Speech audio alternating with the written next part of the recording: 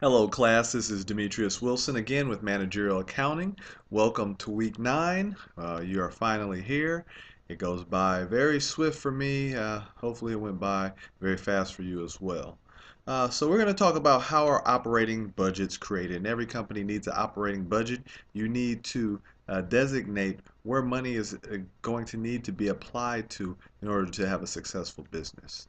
So you want to understand how operating budgets are used for planning and control. So we plan, this is what our plan and our objectives and goals are, and then we control by implementing certain fixtures throughout the organization. So what is an operating budget?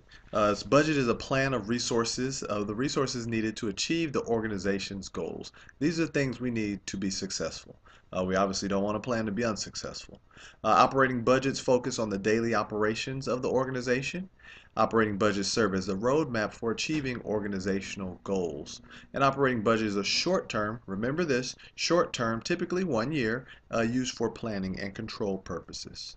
So you want to understand the process used to establish budgets. And it all starts with the sales budget because we have to know and understand how many we believe that we are going to sell, whether it's widgets, cars, apples, whatever it is. If we know how much we plan to sell or we expect to sell, then everything else kind of falls into place after that. So what is the top-down approach to budgeting? Well, there are two approaches. You got your top-down, you got your bottom-up, right? So top-down says, hey, we're upper management and we're going to tell you how the budgeting is going to go. We don't really want to relinquish any power. So budgetary process is driven by upper management with little input from other employees. And you can see if you're those other employees, how that may turn you off in regards to how things are done within your company or your business unit. These budgets are imposed on the organization, and employees resist implementing these budgets. Well, why do they why do they resist implementing them? Well, they resist implementing them because they weren't a part of it. They say, I'm the subject matter expert. Why didn't anyone talk to me about this? What is the bottom-up approach to budgeting? Well, this is the opposite. This requires involvement of various employees within the organization, not just upper management. So these people are the subject matter experts. They figure out what's going on and they say this is what we need to budget for. Now, I'm not going to say that this is the only way that works because you can just as easily have people at the bottom who want to request to have, like, let's say, additional people just so they can be comfortable in their work processes, but it's probably not necessary. This approach can be time consuming, but it increases employee motivation and acceptance, and that makes all good common sense. So what is a budget committee, right? So a committee for anything makes decisions. So a budget committee supervises the budgeting process. Most organizations have a budget committee. Budget committee is responsible for overseeing and approving the master budget. Right? So you have one a main budget that everything rolls up to. Master budget is a series of a budget scheduled outlining the organization's plans for the upcoming period. So what budget schedules are included in the master budget? Well, you see right there at the very top, like I told you, there goes sales, right? And then everything else is driven off of sales. Selling administrative, meaning how much you're going to pay as far as salaries go to these salespeople, marketing people, and administration. You have to pay out HR as well. Sales also determines and dictates production, so your direct materials, direct labor, and your manufacturing overhead all determined, all have a direct correlation or connection to what's sold. And then capital expenditures as well, and we'll see a short section on that. Then it all rolls down to the income statement, cash, and balance sheet, all of which we will discuss. So you want to develop the components of a master budget. Well, how do I do that, right? I've done it before, but if you've never done it before, that's the question that you would ask yourself. How exactly would I do that? So what is the starting point for developing a master budget? Well, sales budget is a starting point, and that's just how it works. It provides an estimate of units of product that the organization expects to sell times the sale price per unit. It's typically the most important budget, and it drives all of the other budgets, right? So that sales budget drives all the other budgets. If you say you're going to sell 1 million, you only end up selling 100,000, then yeah, there's going to be a problem, and because they're going to look back at the budget, find out where they got those figures from, and they're going to go after the individual who provided that information. So here's a nice little color picture. Where do we get information from our sales for our sales estimates? Well, from the sales staff, because the sales staff says, "Hey, I know better than anybody how things are reacting in the marketplace." Market research is another way, and then the economist is usually going to have a pretty solid answer. So, the sales budget, example for Jerry's ice cream. So let's say sales in unit, 1 unit equals 1 gallon to make things pretty easy. The sales price per unit is $6, right? So $6 all across the board. And the sales revenue is 240,000, 288,000, 360, and 312,000, right? So when you look at that, you say, okay, our sales price per unit is going to be $6. All right, so that's constant. If you look at the diagram below, you see the $6 is always going to remain constant. What is not constant? Well, what's not constant is the fact that we're going to sell 40,000 units, 48,000, then 60,000 and 52.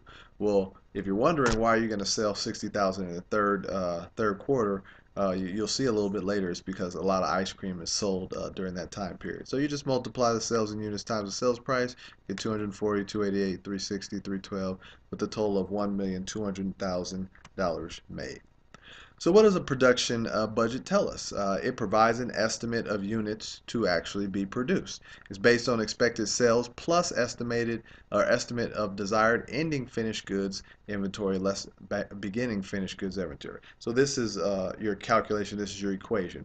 But remember this, and this happens on all of these slides, on the beginning, that beginning should be over here. So when you look at this, it says units to be produced, right? That's what we're looking for. Units to be produced equals expected sales in units, right? And plus desired units of ending inventory, meaning like let's say I need 10% of the upcoming month's inventory saved, and that's what you're going to get. And then minus units in the beginning, right? So if you have these units in the beginning, then you don't have to make any more today, right? So that's our equation. Shows it aesthetically pleasing. It's a little bit better in the book and kind of gives you a straightforward version of what's accepted and what's not. So here's a production budget example for Jerry's ice cream. Right, so we see we have our $40,000 in sales units, 48, 60, and what's that? 52. But if you look back, there are those numbers right there. So that's where they got those numbers from. All right. Then add desired ending finished goods inventory. So you say, well, why is this 4,800? It's 4,800 because they're saying that they want 10% of the next quarter's sales. So so you have your 4,800 and it comes from there, right? So when you look for 4,800, it's 10% of 48,000, and that's what you're going to have as far as a desired ending finished goods inventory. So you have your sales in units, 40,000. You have your desired finished goods inventory, 4,800. So your total finished goods inventory needed is 44,800.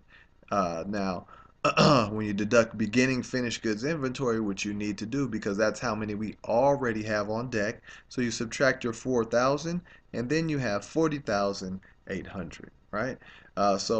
Easy way to come up with the actual calculation of all of these and then obviously roll up to the total.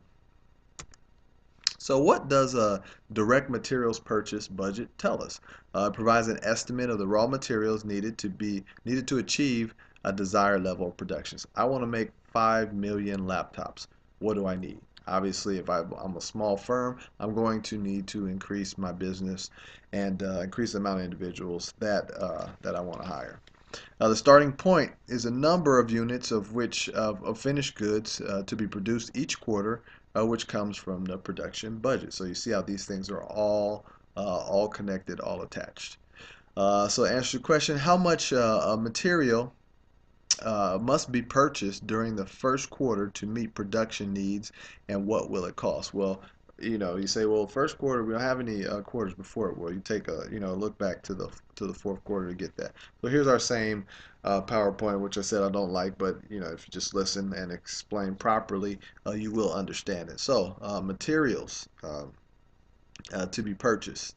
That's going to equal materials needed in production and desired materials ending inventory.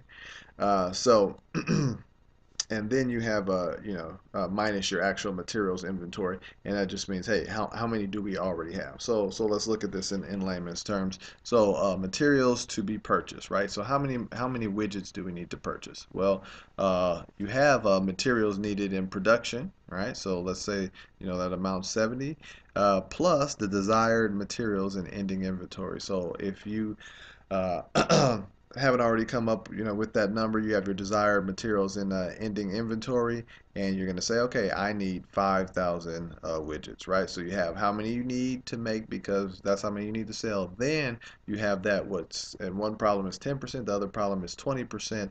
We have how much we're actually going to need once the quarter's over. And then we have our materials beginning inventory, and that's how many do we already have left over. So if I need to sell 100 uh, of ABC widget, right, and I have 90 already at my facility, then then do I really need to create 100 widgets? No, I don't. You have to understand that if the higher your inventory, the less that you will have to produce. But we're also talking about money, time value of money, timing of issues. So you're not going to just say, okay, well, I'm going to get everything and throw it in the warehouse. So our direct materials purchase budget, right? Example for Jerry's ice cream. So same type of thing. These budgets are all connected and they tie together. So you have your units to be produced is 40,800, and then you have materials required per unit. So or per pound is times two, right? So it's not just the 40,800 that we're dealing with. We're dealing with that times two. So materials needed in production is 81,600. And once we get that, we take our added desired inventory, which is 19,680. And so we're looking at the fact that we have materials needed inventory is 101,280, right? But then we want to deduct our beginning inventory. How many did we already have? And that brings us down to 84,960, which is not the hugest of differences. Then you have your cost of materials per pound. You've already done that equation, so you have your $1, and that's 84,960. All right, so same thing all the way on down the line. Just remember when those arrows are pointing that way, that means that you need to steal some information from from the other quarter. So what does a direct labor budget tell us, right? So it tells us, hey, who needs to work, how long do they have to work, all kind of things like that. So it provides an estimate of direct labor hours and related costs necessary to achieve a desired level of production. What's my level of production? Let's see, and this is how much labor I need to get there. It is the second of three supporting production budgets, and it tells you how many direct labor hours will be necessary to achieve the planned level of production and the related costs.